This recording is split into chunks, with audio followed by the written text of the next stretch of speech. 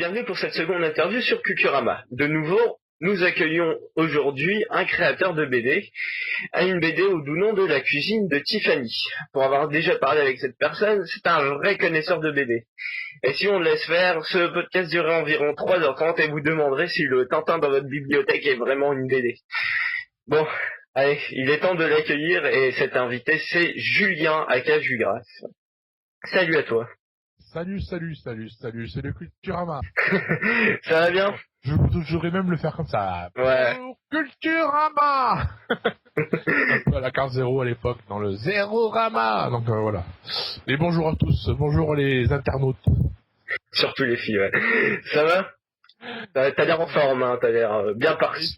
Ça va. Bah, je me suis levé à 12h30, voilà, c'est l'heure normale d'un lever pour un dessinateur de BD. Donc c'est le week-end en même temps. Hein, et en plus, il y a du soleil. Donc quand on est du côté de la Côte d'Azur, il y a encore un plus. Et ben même dans le nord, il y a du soleil, donc voilà. Hein. Oui, pareil, un jour il neige. Bon, on va commencer un petit peu. Tu peux te présenter un peu brièvement à ceux qui t'écoutent? À ceux qui m'écoutent, je suis un passionné de bande dessinée. Je traîne ça depuis qu'Obélix est tombé dans une potion magique, dans une marmite de potions magiques. Voilà, et donc mon parcours, ça a été les Beaux-Arts, voilà, pendant au moins 4 ans, et puis après, on se lance comme on peut, entre l'art et la bande dessinée, et puis les deux, et puis j'ai fait un petit parcours, disons que là, entre guillemets, journalistique.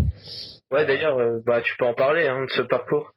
Disons que j'ai croisé à l'époque de la première Star Academy, sur un site où on était anti-Jean Pascal, l'agitateur, Frédéric Vignal, donc le fondateur bien aimé du mag, que j'ai pu retrouver un jour de 2004 après, pour le rejoindre. Et au début, je faisais juste des dessins pour faire la couverture d'entrée du site. Et puis après, j'ai commencé à parler de bande dessinée, à chroniquer des bandes dessinées. Et ça m'a rendu célèbre auprès des auteurs que je croisais régulièrement, enfin du moins une fois par an, au festival de la bande dessinée de Solesville. Ouais. Voilà, donc c'est ça tout un peu mon parcours qui jalonne la bande dessinée, avec entre autres un passage sur un site que je ne citerai pas, qui m'a viré au bout de même pas 2 mois. Enfin viré, j'étais bénévole quand même. Et ça m'a permis d'être aperçu par le bien-aimé Eric Nolot. Et je lui ai proposé de dessiner pour ses éditos dans l'émission Ça balance à Paris. Donc ça a été une première expérience télé depuis chez moi, où j'envoyais les dessins, disons, à 3 heures avant le tournage. Ouais. Donc le texte arrive. Ouais, quand même. D'ailleurs, ouais, cette expérience de la télé, c'est quand même assez particulier, quoi. Ce dessin hebdomadaire à faire ou assez vite, quoi. C'est une certaine pression à adopter. Enfin, comment tu gérais ça? Déjà, Eric Nolot écrit très bien. Et comme j'avais l'habitude déjà de me moquer de tout ce qui était littérature au niveau de certains dessins sur le site que je ne nommerai pas, voilà, donc c'était facile. Eric Nolot, voilà, c'est une très belle écriture. Moi, je kiffe les écritures, ce qu'écrit Eric Nolot. Rien que lorsqu'il me fait un email, mais je me régale, je le lis 50 fois d'affilée. Le sujet est clair et net, précis. Quand c'est bien écrit, quand c'est bien fait, le dessin il tombe tout seul. Il n'y a pas besoin de réfléchir pendant 20 ans. Moi, en plus, j'ai un dessin qui est instinctif. À ce niveau-là, quand c'est un dessin qui est fait, on va dire, en direct, donc tout de suite, je me mets sur ma tablette graphique et puis ça y va, ça part, l'idée fuse. Et voilà, après, j'ai plus qu'à l'envoyer à Eric et qui transmet à la production, si elle veut bien le passer des fois, parce qu'il est arrivé qu'il y ait des oublis ou qu'on oublie mon nom, j'étais moins bien traité que Nabila. C'est moche. C'est un peu moche. Ça passe moyen, ça passe moyen. Quand tu te dis, ouais, bon, cette cruche-là, elle passe mieux que toi, c'est pas terrible. Disons qu'au moins, on n'a pas oublié de mettre son nom quand elle passe à l'antenne ou quoi. Ouais. Dit que le dessin, des fois, il passait pas, ils oubliaient, alors que l'émission était enregistrée, montée. La dure loi de la télé, quoi. C'est un peu ça. Ouais, sur loi, mais bon, moi, l'expérience avec Eric était vraiment excellente. Ouais, reste bénéfique. C'est toujours en contact et on a peut-être un projet à faire ensemble là. On avait commencé un truc et puis j'arrivais pas trop. Ouais. Et parce qu'il voulait changer les noms et moi je voulais pas changer les noms des écrivains, je voulais garder le nom de l'écrivain même. Ouais. Mais là on va voir. Il a une idée en tête sur l'histoire du livre et on verra ça dans un futur proche ou peut-être lointain. On reparlera, quoi. Au pire, on te réinvitera, y a pas de souci. Voilà, au pire. Vu que t'es un passionné de BD, tu peux dire un peu exactement, peut-être pas exactement, sinon ça va être trop longtemps. Hein. Mais en gros, tes grosses influences, les dessinateurs qui sont vraiment, on va dire des modèles ou des idoles, on va peut-être pas aller dans les poncifs, mais voilà, ceux que t'aimes bien, quoi. Disons que j'ai un dieu, il s'appelle Franquin. Bien que quand j'ai commencé à lire les bandes dessinées, mes premières, c'était Pif Gadget. Et donc on découvre quelqu'un comme Claudio Arnal, le premier dessinateur de Pif. Voilà, donc c'est des premières influences pour commencer à dessiner. Et bien sûr, il y a Pio. Et puis on découvre Franquin, et on tombe amoureux de Franquin, on découvre Gottlieb, et on est amoureux de Gottlieb. Voilà, ça va déjà là pour le principal. Bien qu'aussi j'adorais aussi quelques comics américains que je lisais alors que je ne savais pas encore vraiment lire. Les comics américains, voilà, ça allait de Spider-Man donc par Jack Kirby, et puis sur Buscema ou John Romita Jr. Et d'autres éditeurs italiens qui ont dessiné pour la Marvel à cette époque-là, dans les années 80-90. Donc voilà, mais là j'arrivais pas à dessiner comme eux. Donc voilà, je me réfugiais chez les franco-belges, Franquin, Lambil, Gottlieb. Ouais. Et après, quand je suis ado, on découvre Edika, Danny qui fait ses BD coquines, etc. Ouais, c'est ado, hein. Ouais, forcément.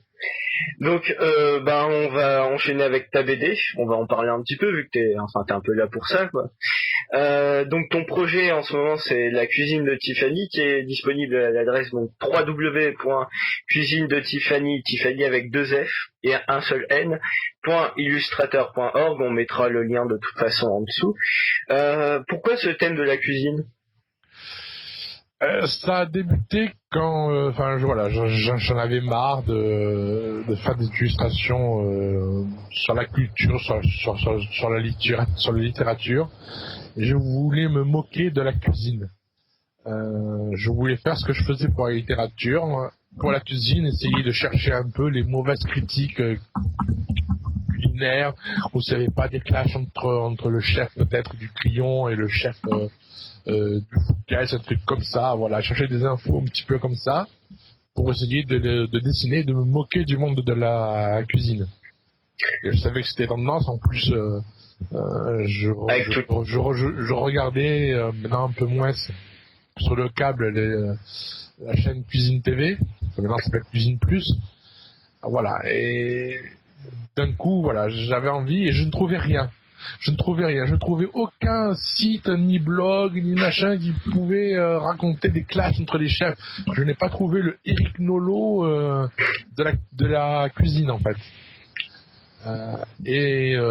Donc du coup, j'ai un peu abandonné le truc.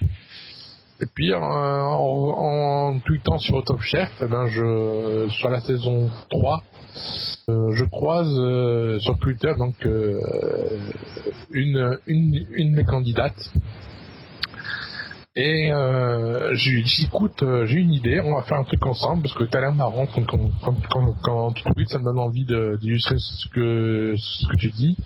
Faisons une BD culinaire, voilà, avec toi comme personnage. Alors j'ai commencé à la dessiner, à essayer de la simplifier encore plus, et jusqu'à arriver à avoir une petite maîtrise. Et voilà, c'est né comme ça. Et donc elle a commencé à m'écrire des tweets vraiment sur les techniques basiques de la cuisine, avec un peu d'histoire Comment cuire les pâtes. Basique. Pas encore, non mais je vais y penser, j'ai pas encore fait les pâtes. Tu me fais une idée là, sur les pâtes dites al dente, je vais voir un peu, j'ai filé un peu tout ça. Tu disais que tu voulais abandonner un peu cet aspect culturel, tout ça, mais il reste quand même pas mal de références, je voyais sur certaines cases, par exemple, sur certaines publications, par exemple, il y en a une où tu mets en style un peu comics avec les petits, enfin le récit mis en encadré, où il y avait la présence du personnage de Walter Bishop de la série Fringe que j'adore, donc forcément tu m'as fait plaisir en mettant Walter Bishop. Ou même je crois qu'il y a un épisode où c'est un peu directement un peu influencé par le parrain, quoi, donc il reste quand même un petit aspect culturel avec des références, non? Oui, non, mais ça, c'est la culture, c'est cinéma et télé qu'on trouve dans beaucoup de BD.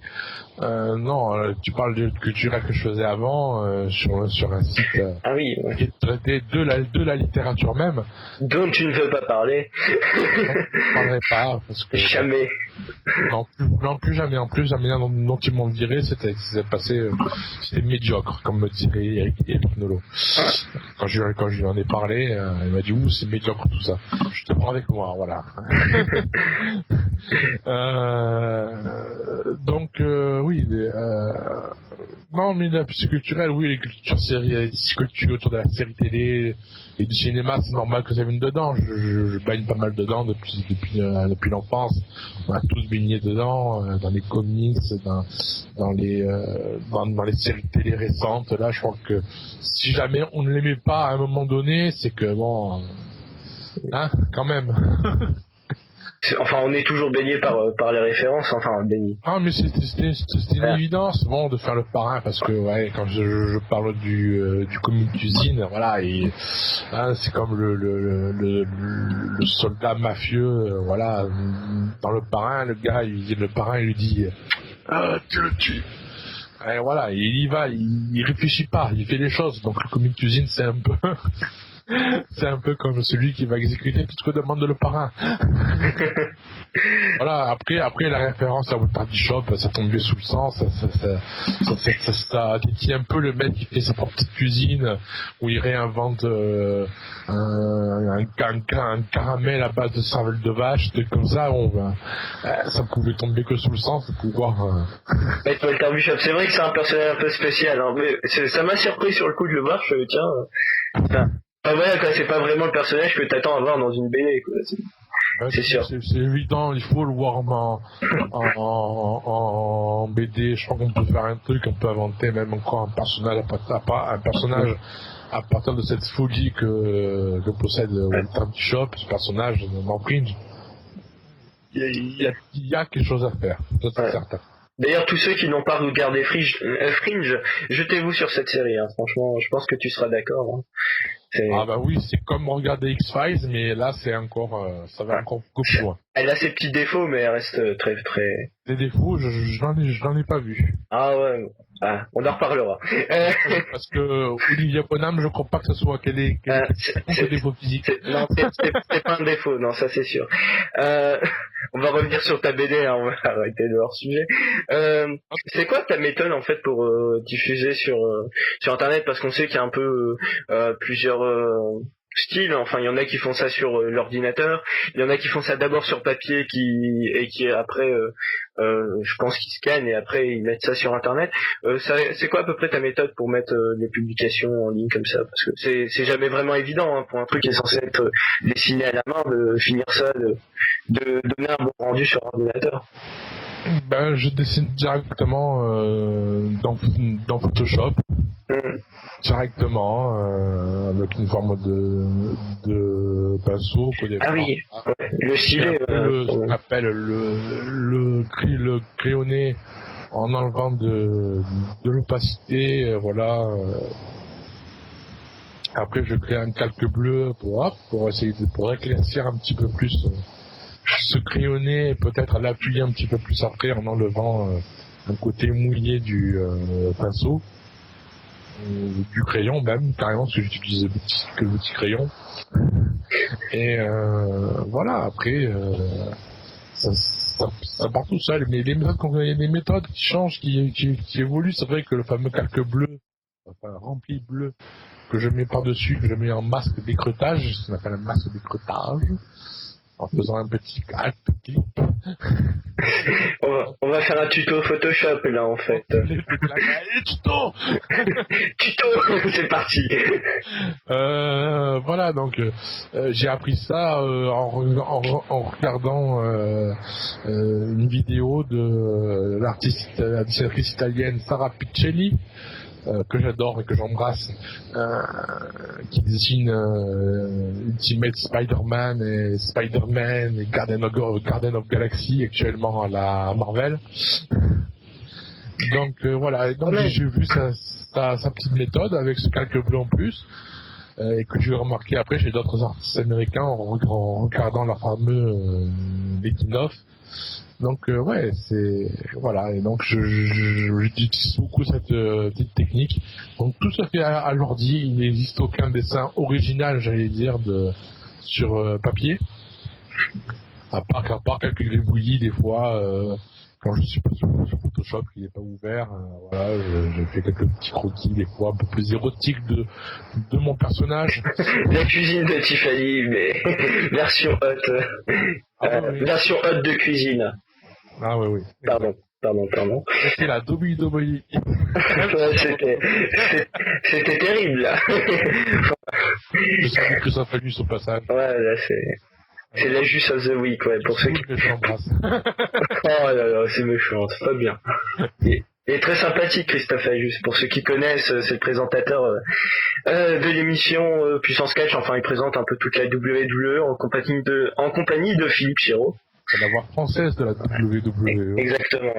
Et c'est le doudou, c'est le babe de Vicky Guerrero. Vicky Guerrero, donc là on est rentré dans le catch, donc ceux qui connaissent pas, voilà. Je voudrais revenir un petit peu sur le format de ta BD en fait. T'as adopté un format un peu, on va dire un format court quoi, de 3 cases. T'as jamais eu envie de faire des plus longues histoires peut-être, de faire un truc un peu plus scénarisé, une histoire un peu plus longue? C'est peut-être compliqué avec le thème de la cuisine, je sais pas, mais... Non, c'est pas plus compliqué que ça. C'est peut-être moi qui ai la flemme parce que je suis une feignasse, je suis du sud de la... T'es du sud en même temps. Voilà. Ça c'est l'attaque pour tout à l'heure, hein, c'est pour le nord. Mais pourtant on dit Didier Tarquin aussi est du sud. Ou mon ami Guillaume Bianco aussi, qui est de Solès, mais qui habite sur Aix-en-Provence. Donc voilà, vraiment, ils font de très bonnes histoires, complètes, bien fouillées, bien détaillées. Lisez Billy Brouillard, sinon je vous tue. Et on a la mafia tout le long, donc c'est attention, hein, on rigole pas. Lisez, voilà, c'est Guillaume Bianco, tout Billy Brouillard ou quoi. Ou même autre chose, quoi, tout ce qu'il lit, enfin tout ce qu'il fait, lisez. Sinon il va venir vous tuer. Guillaume Bianco, voilà. Tu reçois des royaumes.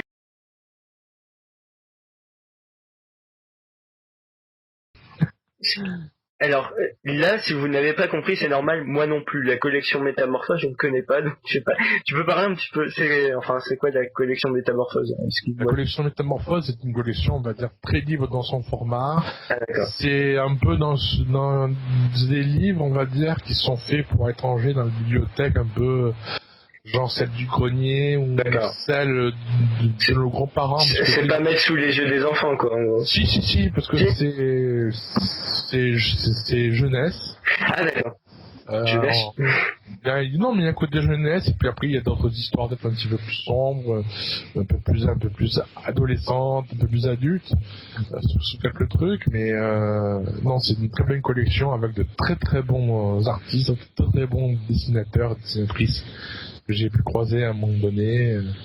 Et c'est vraiment, c'est des bouquins à lire. On y trouve entre autres Billy Brouillard, on y trouve Ant, là, de Barbara Canepa, pour ceux qui, ça a un succès incroyable. Qu'est-ce qu'on y trouve? Collection Métamorphose. L'artiste belge, espagnol, hispano-belge, allemand, Manarinas, avec Yaxine Le Faune, etc. Donc il y a vraiment de très belles choses. Ouais. On vous mettra aussi un lien vers Google pour tous les noms, vous les retaperez sur Google. Parce que je pense que bon. C'est Métamorphose, c'est une collection de chez Soleil, donc vous allez sur le site Soleil. D'accord. Donc voilà, le site. Sur Facebook Métamorphose, et puis vous trouverez bien le... De toute façon, tout est trouvable sur internet, on vous fait confiance. Il n'y a pas de souci. Sinon, pour revenir à la BD, quel est un petit peu ton objectif avec cette BD? Tu voudrais qu'elle soit publiée ou... Oui, okay. Oui, je voudrais qu'elle soit éditée. Là, pour l'instant, j'ai que des refus. Ah. Même chez des éditeurs un petit peu plus petits, j'ai fait les gros comme les gros pour l'instant ne m'ont pas répondu. Dupuis, le Lombard, c'était que ça. Soleil ne m'a pas répondu non plus. Après, je crois que j'avais Bambou qui m'avait répondu, mais ça, du moins ils avaient bien aimé, mais ils n'avaient pas le temps, ils avaient d'autres projets à éditer, donc c'était pas bon, ça rentrait pas dans la ligne. Après là, maintenant ils me répondent, je sais plus, mec qui m'a répondu que ça ne correspondait pas à la ligne éditoriale.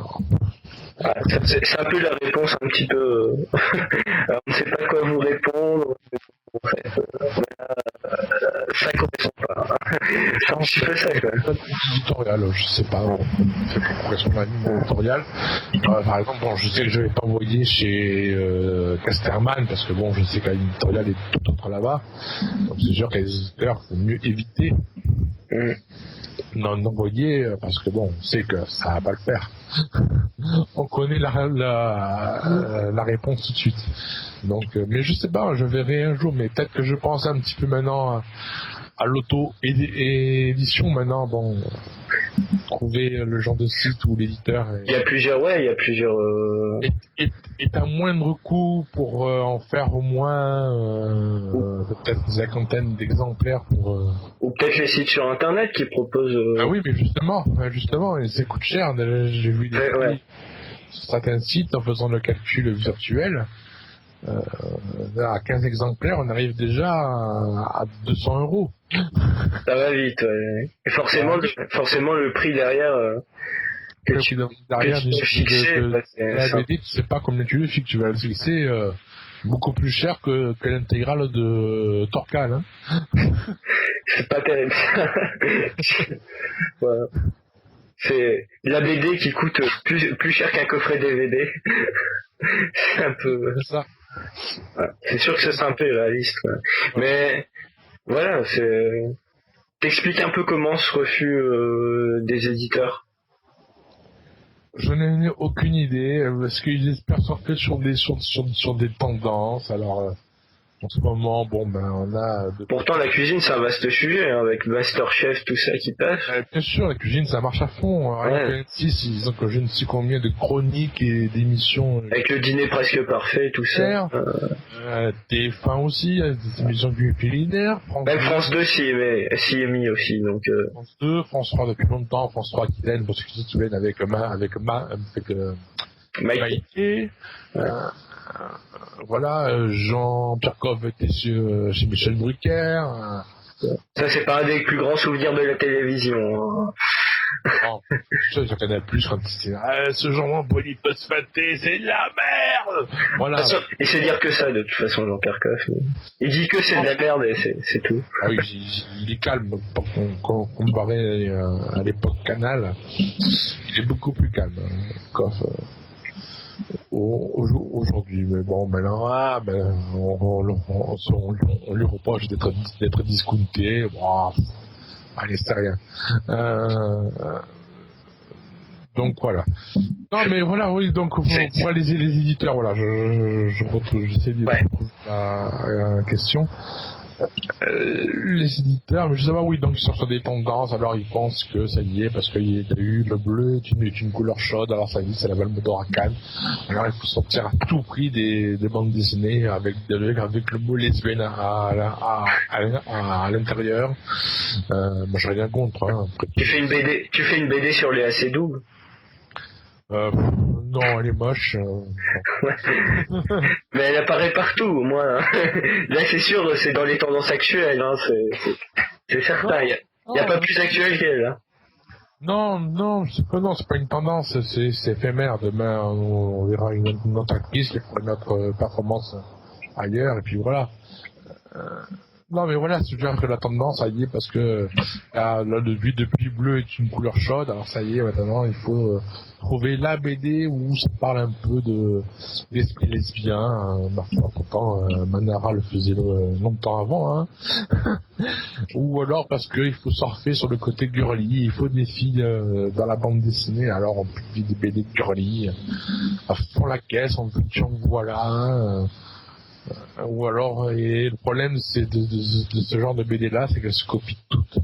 Elles se copient toutes au niveau du style. Alors, bien sûr, on peut citer Pénélope Bagieux, mais après on met Dirige à côté, on met Paco et je sais plus qui encore à côté encore, là. Tu fais même plus la différence. Se copient tous, s'inspirent. C'est même plus de la BD, j'essaye de bouleverser peut-être des codes de la BD, je sais pas comment, mais c'est pas, bouleverse rien. Lui, Lesner, lui, a fait des codes de la BD, il a explosé tout ça. Dans la BD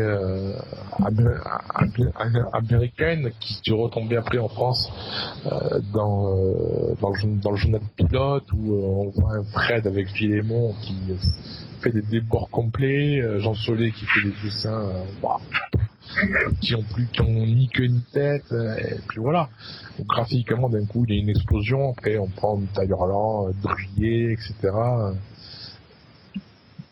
Mais voilà, je veux dire, ces filles-là, enfin voilà.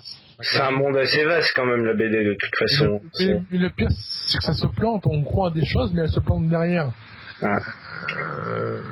Toujours les lois du marché. À part Pénélope Bagieux, bon bah ça va, elle explose, on est pour eux. Tant que pour elle a fait une BD avec Joan Spar. Je n'ai pas lu, mais bon, peut-être qu'elle est de qualité.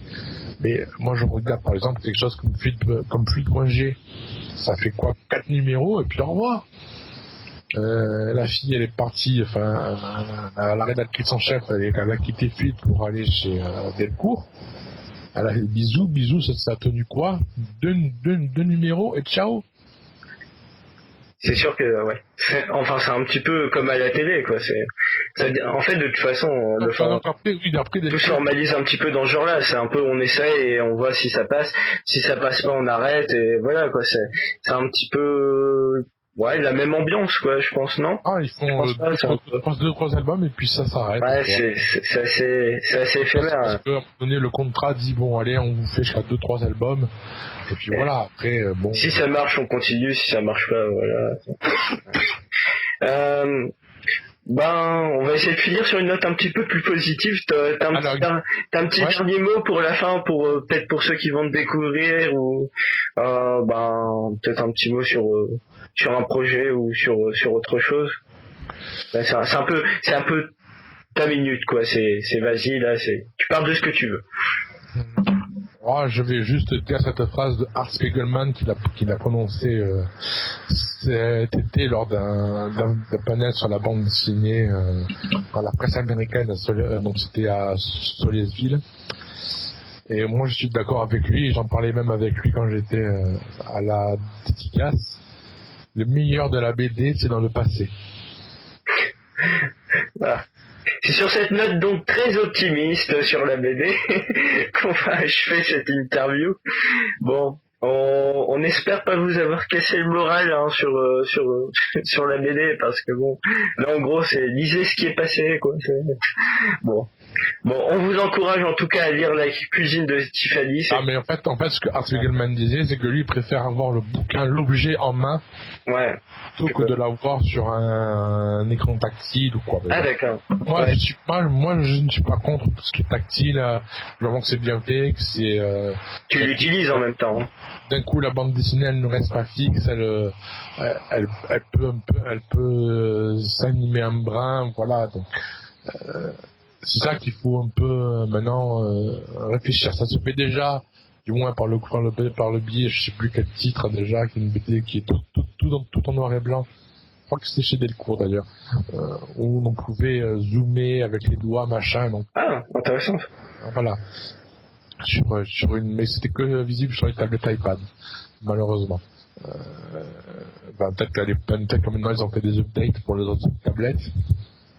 Peut-être. Voilà. Je ne sais pas. Peut-être qu'il faudrait que la BD numérique, quand elle veut être publiée sur un iPad ou sur un smartphone, Fasse quelque chose d'original. qu'elle reste, qu'elle puisse un peu pousser plus loin qu'un dessin qui reste fixe. Ouais, c'est utiliser le format, quoi. C'est un petit peu. Profiter de quelques logiciels en plus, peut-être, Voilà. même si ça reste Photoshop, on peut faire de l'animation, mais bon, ça reste un peu GIF, c'est pas... Pas terrible. Peut-être une minute, peut-être du 24 images secondes, sans se repérer par exemple sous After Effects. On peut importer un fichier en format brut de Photoshop qui est le PSD, avec les différents calques, avec les différents plans, comme ça, et pouvoir animer un petit peu, rajouter des particules à un moment donné avec une texture qui correspondrait à un des éléments du dessin, etc. Faire bouger un petit peu les choses. Je crois que si on peut arriver à faire quelque chose comme ça dans la bande dessinée aujourd'hui, si on veut peut-être la publier de façon Un peu plus original, un peu plus. dans une version numérique, plutôt que de s'arrêter à une case avec la bulle et on la regarde pendant 10 minutes et on comprend ce qui se passe dans le dessin, puis voilà, puis ça passe pour rien. Et peut-être qu'un jour, peut-être aussi, pour attendre de ces cases-là, de ces petits, enfin, un petit peu, comme la BD deviendrait presque un film d'animation. C'est vrai que là, il faudrait faire attention à pas franchir le cap des deux genres, quoi, que ça reste quand même de la BD. Oui, mais bien sûr, au niveau de la lecture, en faisant du case par case, c'est-à-dire que d'un coup, c'est ton doigt qui va faire bouger la page, qui va faire bouger le personnage un petit peu, ou l'écran, voilà, ça va faire bouger la case pour arriver à l'autre, etc. Par voilà, petite magie comme ça. Mais voilà, donc peut-être qu'un jour aussi, ces BD-là seront en 3D, on pourra la lire avec les lunettes. Waouh! Donc déjà, c'est une vision un peu plus optimiste, là. C'est quand même. Ah non, mais c'est un truc que ouais, on peut en parler. C'est pas, moi je suis pas tant pour ça. Moi, pour ce genre d'expérience là, je vais essayer d'ailleurs. Tiens. On va peut-être en faire un autre podcast ou un truc comme ça, parce que sinon, il y aurait 3 heures. Et voilà, là, Bon, alors lisez La cuisine de Tiffany. Bah, on va rester là-dessus, parce que sinon. Ou lisez ça, on trouve partout. Alors même avec le. Ou même. J'ai mis dans mes mots-clés à chaque fois le mot cuisine, donc.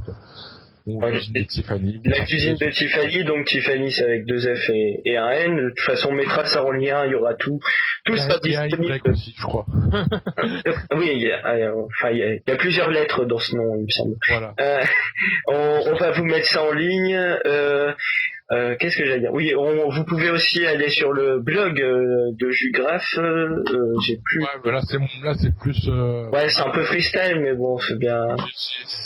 C'est moi qui peux faire autre chose que la bande dessinée. C'est toujours intéressant d'aller voir, quoi. C'est tout. On peut me faire des commandes pour ceux qui veulent des associations ou des gens qui veulent des posters, des trucs comme ça, des flyers. Ça c'est une autre part de moi, plus graphiste, 2D, un petit peu 3D. Et voilà. C'est plus cet aspect-là sur mon blog qui est aussi en version page Facebook sur mon nom, donc voilà. Bah, de toute façon, t'es aussi disponible sur Twitter. Vous pouvez le suivre sur Twitter, Julien. Donc c'est @jugraph. Donc on mettra aussi le lien. T'as une page Facebook? J'ai pas regardé. ouais, ma page Facebook c'est Julien Alès. Voilà, donc... On mettra ça en lien aussi, y a pas de souci. C'est une amie qui me l'avait créé pour être genre, ouais, on est tous fans. Du coup... T'as repris en main. J'ai un peu plus repris en main, et donc voilà, du coup maintenant c'est une belle allure. Et une meilleure présentation. Ouais. Bon, bah... c'est pour mon truc, surtout un appel à un éditeur, même un petit éditeur, pour... C'est vrai, ouais. On va... publier la cuisine de Tiffany, parce que ça mérite d'être dans toutes les bonnes cuisines. Je suis soutenu par Cuisine Plus et par le Larousse de la cuisine. Le Larousse de la cuisine adopte largement ce blog, même s'ils n'en parlent pas. mais ils sont là, mais ils en parlent plus de liens de temps en temps. Voilà. Même fois, j'essaye d'approcher un petit peu des éditions de Milan. Donc j'essaye un peu de voir, mais pour l'instant j'ai pas de réponse non plus. C'est compliqué, hein. Même pourtant c'est une BD jeunesse, hein, je veux dire. C'est vrai, c'est pas forcément très sombre ou quoi. C'est vraiment léger, hein. Franchement, allez voir. Le ton est très sympathique, franchement. Bon, après ça plaît ou ça plaît pas, hein. C'est toujours les goûts et les couleurs. Mais bon, bah, c'est vraiment très sympathique et on vous invite chez Culturama à aller voir et à vous faire votre propre avis, hein, de toute façon. C'est toujours comme ça, hein. Chacun son avis et voilà. En tout cas, ben Julien, je vais te remercier pour avoir participé à cette interview. C'est très sympathique à toi. On va mettre tous les liens disponibles pour faire ta promo. On espère que tu vas avoir un éditeur, parce que je pense vraiment que tu le mérites, et ben un grand plaisir de on fait appel à Michel Drucker, s'il peut m'organiser un vivement dimanche. On va faire un appel à tout le monde, on va envoyer ça à tout le monde, enfin, s'il vous plaît. Enfin voilà, c'est... Je vais demander à mon ami Eric Nolot. Eric Nolot, je t'embrasse, mon ami. S'il écoute ce podcast, non. Ah, mais je vais lui envoyer le lien. Ah bah, très sympa. Il y a le lien pour le podcast à Eric. Je dirais, regarde, je parle de toi. Et en bien. Donc, Eric Nolot, c'est un homme extraordinaire. Ouais, voilà. J'adore le lire. Voilà. Regardez son émission Ça balance à Paris. Voilà, j'aime Eric Nolot, je suis fan d'Eric Nolot. Ce qui est pas évident pour tout le monde, hein. Il y en a certains sont pas forcément du même avis, hein. Bon, en tout cas, on vous souhaite une agréable journée, une agréable soirée, tout dépend à quelle heure vous écoutez ce podcast. On vous dit à la prochaine, peut-être avec encore un dessinateur BD, où on verra si on change de sujet ou pas. Un grand merci, puis à la prochaine.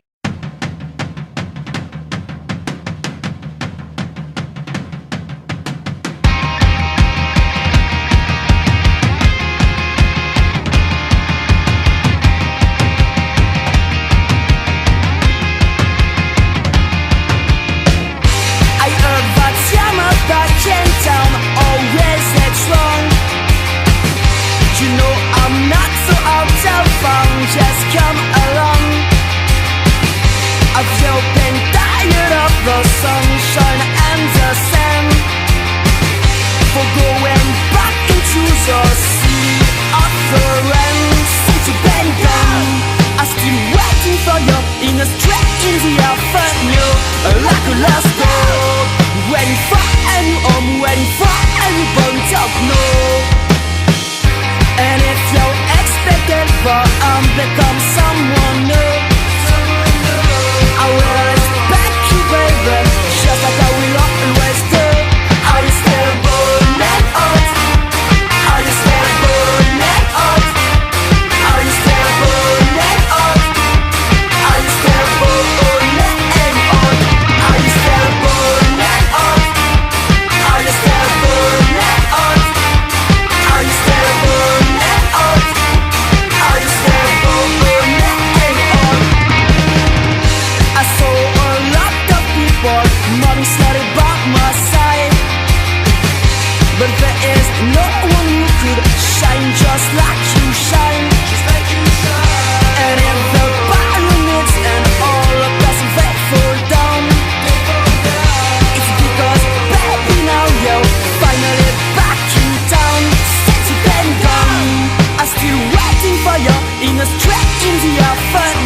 like a lost